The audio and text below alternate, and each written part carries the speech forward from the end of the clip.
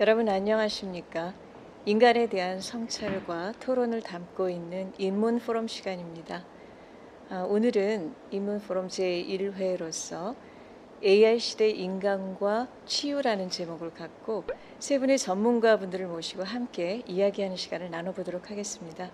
자, 옆에는 박서 상명대 명예교수님 계시고요. 네, 반갑습니다. 반갑습니다. 네.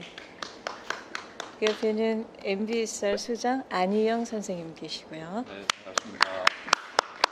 네, 그리고 성균관대학교 철학과 교수 이종관 선생님. 네, 안녕하세요. 네, 반갑습니다.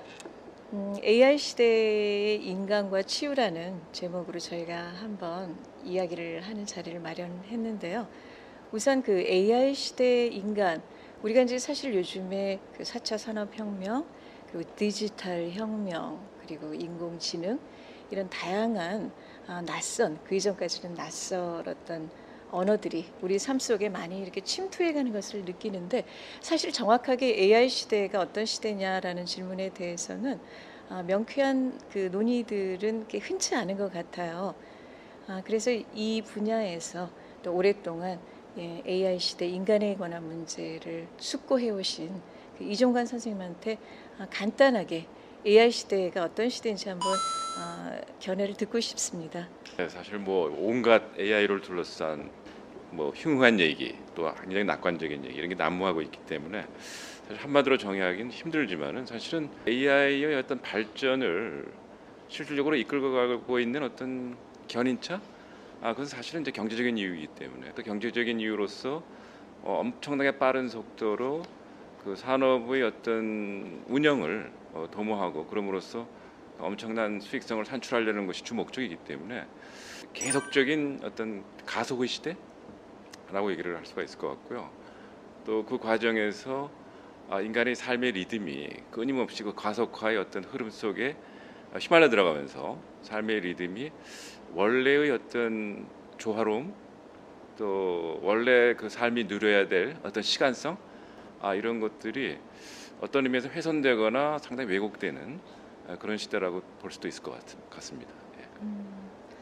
네, 그러면 그 AI 시대 때 인간이라는 것은 사실은 이런 가속화된 흐름에 어떻게 적응하냐라는 문제를 생리적으로 껴안을 수밖에 없다라는 생각이 드는데요.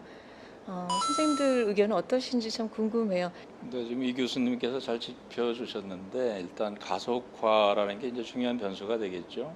일단은 속도가 지금부터 한 100년 전, 300년 전, 아니면 1000년 전에 비해서 지금 모든 게 너무나 정신이 없을 정도로 이제 빠르게 돌아가는 그 속도의 문제, 이게 이제 중요한 문제 중에 하나일 것 같고, 좀 하나 저는 좀 그런 현상으로 일어나는 것이 이제 인간의 어떤 소외라고 볼 수가 있는데, 어떤 자연으로부터의 어떤 인간의 소외, 또 사회로부터 인간의 소외. 저는 개인적으로 정체성의 문제도 굉장히 큰 문제가 아닐까라고 생각합니다. 인간이 동물하고 다른 가장 큰 특징 중에 하나가 지능이라고 할 수 있는데, 이런 지능 부분을 기계가 대신한다고 했을 때 그때 생기는 상실감도 있을 것이고, 나는 무엇인가라고 하는 어떤 정체성의 문제가 또 굉장히 큰 문제가 될 것 같고요. 과거에는 어떤 삶의 어떤 정진 과정, 뭐 수련 과정 이런 걸 통해서 뭐 인격을 좀 드높이는 삶의 여정들이 좀 있었는데, 지금은 아예 그 기회를 박탈해 버리는 거 아닌가. 계속 엄청나게 빠른 속도로 우리가 무엇을 생산해야 되고, 또 빠른 속도로의 변화에 우리가 따라가야 되고, 그러다 보니까 이 삶을 수동시킬 시간, 그러한 그 기회들이 뭐 증발해 버린 거 아닌가. 뭐 이렇게 좀 우려를 해볼 수 있을 것 같습니다. 네, 세 분 선생님께서 지금 말씀하신 내용들이 굉장히 중요한 지점들을 짚고 있다는 생각이 드는데, 그러니까 시간성이 파괴되고 그것이 결국은 그러니까 숙성, 뭐 뒤집어 말하면 성숙인데, 인간이 인간으로 성장해 나가는 내적 발판들을 상실하는 것일 수도 있단 말이죠. 그 문제와 함께 지금 굉장히 중요한 문제 같아요. 인간 소외 문제. 이건 사실은 자본주의가 가속화되면서 근대 초기부터 나타났던 문제인데, 이것이 이제는 걷잡을 수 없을 정도의 그 소외 양상으로 번지고 있다라는 데 동의를 하고요.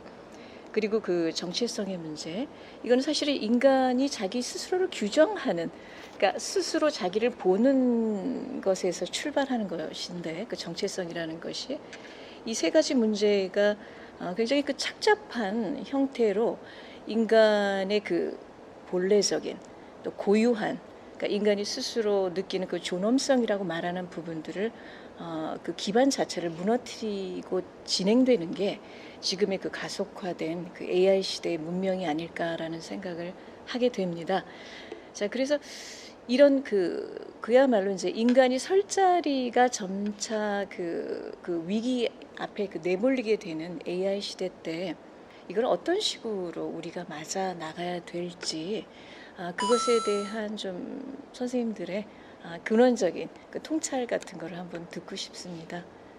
일단은 문제 자체를 좀 거시적이고 심층적인 면에서 보는 것이 굉장히 필요할 것 같아요. 실제로 아까도 말씀드렸지만 근대 이후에 인간 삶을 장악하고 있는 그 핵심과 중추는 뭐 경제라고 얘기할 수 있고, 또 동시에 그것을 실질적으로 이끌고 가는 것은 이제 과학기술이라고 얘기할 수 있고, 그 두 개를 이제 접착시키는 것이 이 자본이겠죠.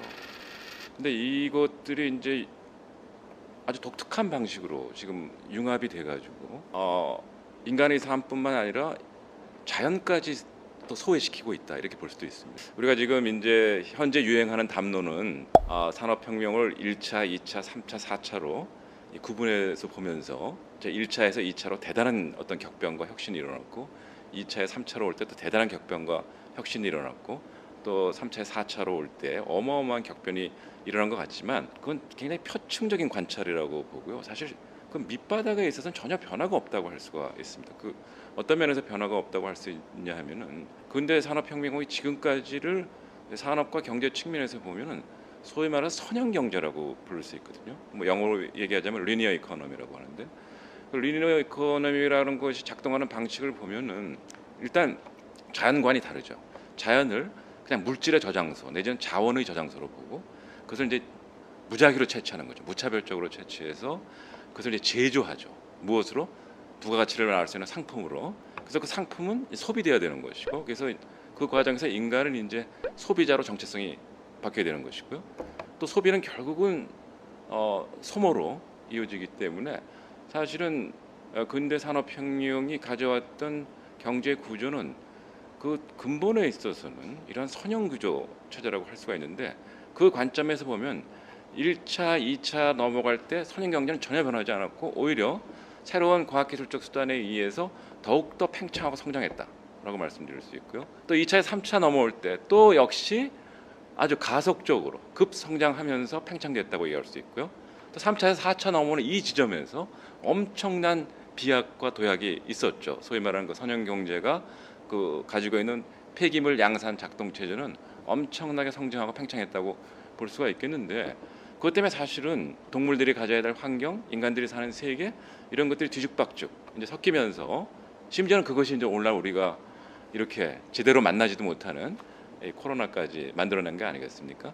사실은 우리가 이러한 관점에서 보면 1차부터 4차까지 어떤 변화는 없었고, 또 그것은 결국은 그 자연 환경과 인간의 세계를 뒤섞어 놓음으로써 팬데믹이라고 하는 위기를 계속해서 창궐시키는 그런 체제였다고 볼 수가 있겠고요. 그래서 그것이 지금 아주 극명하게 노출되고 폭로되는 그런 과정이었고, 그것은 결국은 생명체 전체가 정말 건강의 병을, 정말 건강의 위협을 받고 있는 그런 시대라고 얘기할 수 있고, 또 인간의 측면에서 아까 말씀하신 것처럼 정체성의 위기라든지 소외 문제, 소위 말하는 일반적으로 정의하는 정신병리적인 현상들이 나타나고 있다, 이렇게 말씀을 드릴 수 있을 것 같습니다. 그래서 이러한 거시적이고 심층적인 면에서의 어떤 진단이 있어야 우리가 좀 더 문제를 근본적이고 장기적으로 해결할 수 있는 그 리스크 관리에 들어갈 수 있지 않을까, 이렇게 생각을 합니다.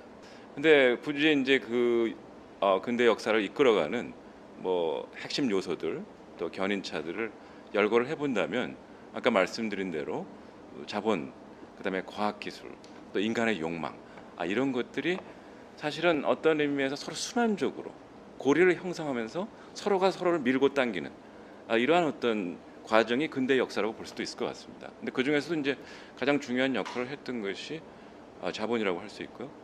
또 과학기술도요, 어떠한 측면에서 보면 굉장히 재밌는데요.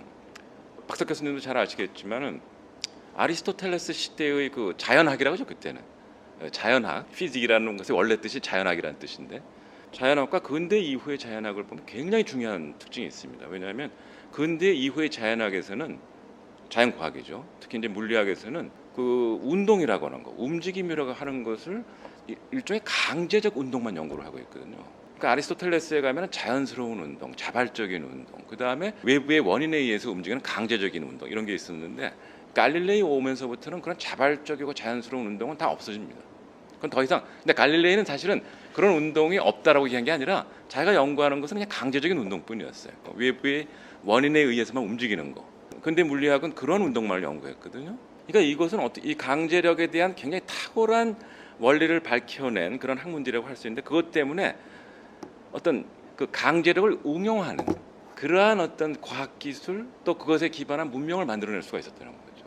그래서 오늘날 어떤 이 시대는 가만히 보면, 어떤 면에서 보면은 그 기반에는 강제력에 대한 학문과 또 강제력을 응용하는 그 테크닉이 상당히 발달되어 있는 그런 시대라고 얘기를 할 수가 있겠고요. 그런 관점에서 보면 그러한 그 강제력이 지배하는 이 시대는 그렇기 때문에 자발성, 자연성 이런 것들이 추방되거나 배제되거나 억압될 수밖에 없는 그런 문명이라고 얘기할 수 있거든요. 그래서 사실은 이게 자본과 과학기술이 그런 형태로 지금 맞물려 있고요.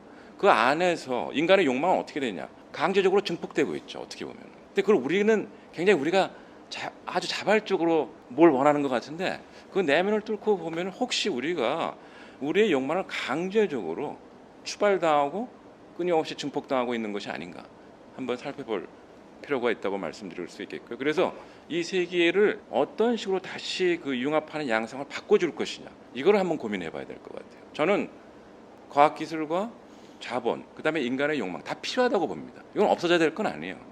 그러나 이것이 융합되는 양상에 대해서 우리가 면밀하게 고찰을 하면서 거기에 어떤 문제가 있는가, 그걸 잘 살펴야 거기서 하나의 탈출구를 마련할 수 있지 않을까, 저는 이렇게 생각을 합니다. 결국은 이제 우리가 정신을 차려야 되는 거 아닌가, 쉬운 말로 하면. 그렇죠. 정신을 차린다. 우리 옛말에 그 호랑이에게 물려가도 정신만 차리고 산다 하는 말을 우리가 이제 풀어서 쓴다면, 지금 AI 시대 인간 소외의 문제, 정체성의 문제, 또 기술 자본의 어떤 융합 문제, 이렇게 그런 걸 다 이렇게 보더라도 결국은 우리가 이제 돌아와야 되는 부분이, 우리는 정신적인 부분을 원점으로 돌아가서 우리 자신이 어떤 가치관이랄까, 왜 사는 것인지, 무엇을 위해서 사는 것인지, 지금 나의 현재의 위치가 어떠한 것인지 볼 수 있는 어떤 사유가 필요하다고 생각이 됩니다. 이성적인 합리적인 어떤 사유가 필요한데, 제가 그 라틴어로다가 그 욕망이라고 얘기할 때 디자이어의 어떤 영어의 원형이 라틴어에서 뭐 데지더스라고 그래요. 그 뜻이 뭐냐면은 별로부터 멀어지다, 그런 뜻이라고 그래요. 별이라는 게 굉장히 상징적이잖아요. 우리 인간이 가지고 있는 어떤 고향 같은 정수 같은 부분인데, 거기서 우리가 자본주의에서 좀 정말 앞만 보고 무한 경쟁의 시대에서 우리가 질주를 하다 보니까 속도가 너무 빠르고, 그러다 보니까 우리가 자신이 정체성을 잃어버리는 거고 결국 소외 문제가 발생하는 것이고, 그런 상황에서 우리가 어떻게 할 것인가, 한마디로 정신을 차려야 되는 것이죠. 급변하는 세대, 압도당할 수 있을 정도의 그런 세대에서 요새 청년들 실업 문제부터 우리 국가적인 어떤 여러 가지 환경 문제라든가 다 보면은 거기에 이제 속도라고 하는 그런 부분이 있고, 거기서 우리가 내적인 어떤 균형감, 또 외적인 그 질서에 대한 뭔가 어떤 조화, 이런 게 필요한 시대인데, AI의 필요성이야 뭐 누구나 다 공감을 하는 거겠지만 AI만 가지고는 안 되는 것이다. 그럼 거기에 무엇이 있어야 되는가? 우리가 질문을 할 때 인간이 인간으로서의 삶을 주체적으로 살 수 있는 어떤 중심을 잡고 균형을 잡아야 된다. 거기에 이제 우리 어떤 균형의 문제가 대두되는 것이고, 제가 재미난 얘기를 하나 들었는데, 아프리카에서 서양의 사람들이 이제 중요한 촬영을 하기 위해서 이제 그 현지인들을 고용해서 뭐 이렇게 많은 장비를 가지고 이제 오지를 지나는 어떤 상황인데, 이 서구인들이 너무 급한 거예요. 왜냐하면 빨리 가서 촬영을 해야 되는데 그 원주민들이 짐을 들고 가다가 보는데 자기들은 빨리 가서 이렇게 하는데, 재촉을 아무리 하고 사정을 해도 돈을 더 주겠다고 그래도 원주민들이 그 무거운 짐을 지고 가만히 쉬고서 한참을 있다가 또 다시 따라 나오고, 그래서 너무 조급해서 이제 나중에 이제 막 재촉을 해도 안 돼서 나중에 통역을 통해서 물어보니까 현지인들이 대답이, 너무 빨리 가면 우리가 너무 빨리 장비를 가지고 가게 되면 우리 영혼이 뒤에서 못 따라온다. 그래서 우리는 영혼을 기다려야 된다. 이런 말을 이렇게 했다는 거예요.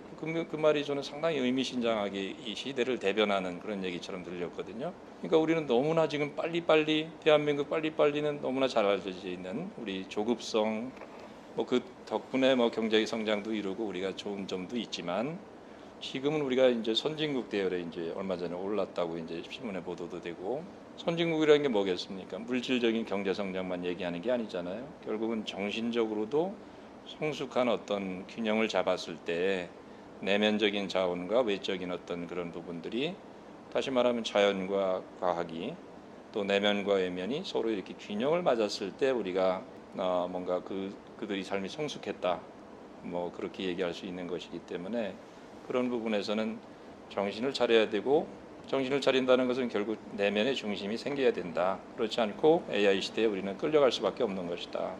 정신줄을 놓게 되면 더 많은 혼란이 올 것이다. 이렇게밖에 얘기할 수 없지 않나 이런 생각이 듭니다.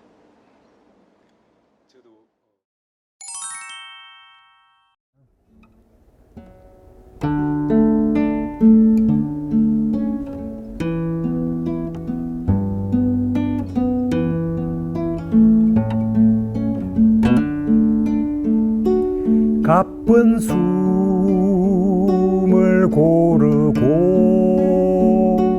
두 눈을 감아봐요.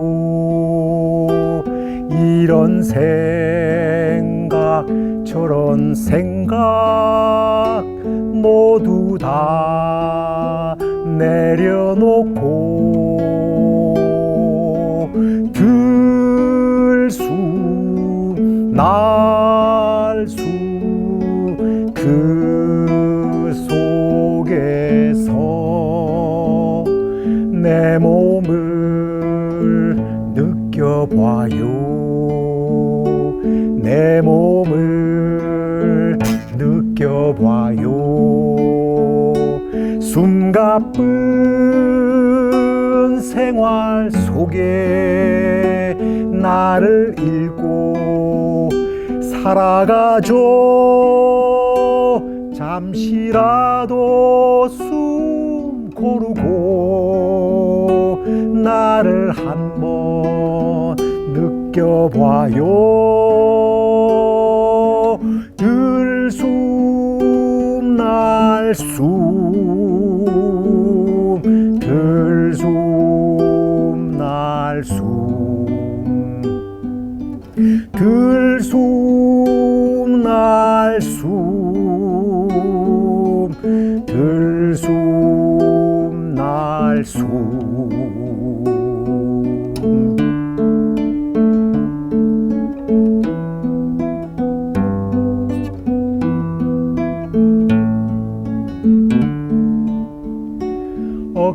어깨에 힘을 빼고 가슴도 편안하게 이런 근심 욕심 모두 다 내려놓고 들숨 날숨 그 속에서 내 마음을 느껴봐요. 내 마음을 느껴봐요. 숨가쁜 생활 속에 나를 잃고 살아가죠. 잠시라도 숨 고르고 나를 한번 느껴봐요. 들숨 날숨 들숨 날숨 들숨 날숨 들숨 날숨 들숨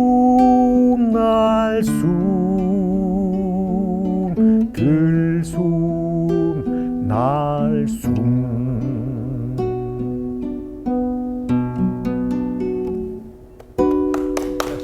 감사합니다. 노래 좋습니다. 아, 좋네요. 네. 마음이 아주 편안해지네요.